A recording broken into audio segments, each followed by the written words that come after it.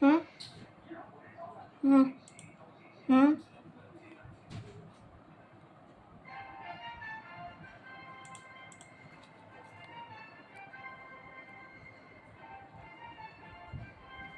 駐港公署舉辦中共20屆四中全會精神專題宣介咧，總統馬杜羅，總統特朗普抱怨民主黨冇多謝佢。西班牙首相桑切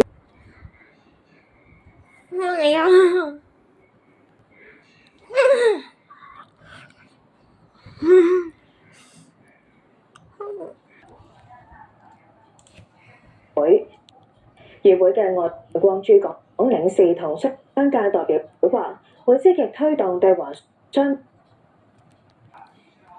信心設施公開指責美國開創危險先例，目的係奪取對方嘅自然資源，委內瑞拉發起反美示威，譴責美